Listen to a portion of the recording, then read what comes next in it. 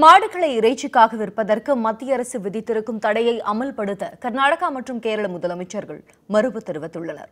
மத்திய அரசின் கட்டுப்பாடுகள் குறித்து கருத்து தெரிவித்த கர்நாடக முதலமைச்சர் சித்தராமையா தடை உத்தரவில் தங்களுக்கு உடன்பாடு இல்லை என்றார். இறைச்சிக்காக மாடுகள் விற்கப்படுவதை தடுக்க மத்திய அரசுக்கு அதிகாரம் இல்லை என்று கூறிய அவர், இப்பிரச்சினை மாநில அரசின் அதிகார வரம்புக்கு உட்பட்டது என்று விளக்கமளித்தார். இந்த விவகாரத்தில் மத்திய அரசுக்கு எதிரான நிலைப்பாட்டை கேரள அரசும் எடுத்துள்ளது குறிப்பிடத்தக்கது. பிரதமர் நரேந்திர மோடிக்கு கடிதம் எழுதியிருக்கும் கேரள முதலமைச்சர் பினராயி விஜயன் இந்த உத்தரவை திரும்ப பெறுமாறு வலியுறுத்தியிருக்கிறார். கால்நடைகள் விற்பனை தொடர்பான மத்திய அரசின் கட்டுப்பாடுகளுக்கு புதுவை முதலமைச்சர் நாராயணசாமியும் கடும் கண்டனம் தெரிவித்திருக்கிறார். இதன் மூலம் மத்திய அரசு தொடர் போராட்டங்களை எதிர்கொள்ள நேரிடும் என்றும் அவர் எச்சரித்தார். எந்த உணவு சாப்பிட வேண்டும் என்று முடிவு பண்ண வேண்டிய உரிமை எனக்கு தான் இருக்குது.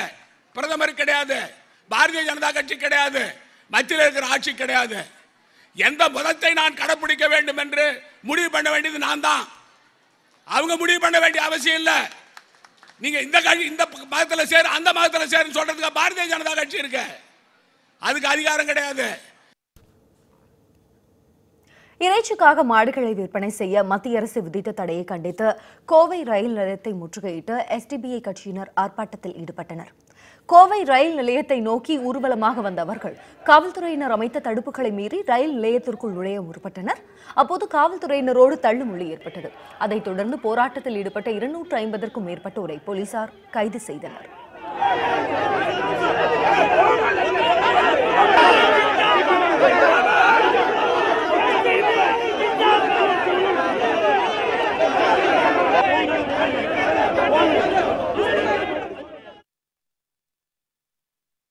மோடி அரசு பொறுப்பேற்ற நாள் முதல் மக்கள் எதை உண்ண வேண்டும், எதை உடுத்த வேண்டும் என்கிற விஷயங்களிலே தலையிடுகின்றது.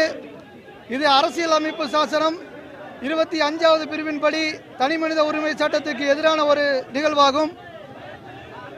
இப்போது நாடு முழுவதும் பசு பாதுகாப்பு என்ற பெயரிலே தலித்துகளையும் சிறுபான்மை முஸ்லிம்கள் மீதும் தொடர் தாக்குதல் நடந்து கொண்டிருக்கின்ற இந்த சூழலில் இது போன்ற ஒரு அறிவிப்பை வெளியிட்டுள்ளது.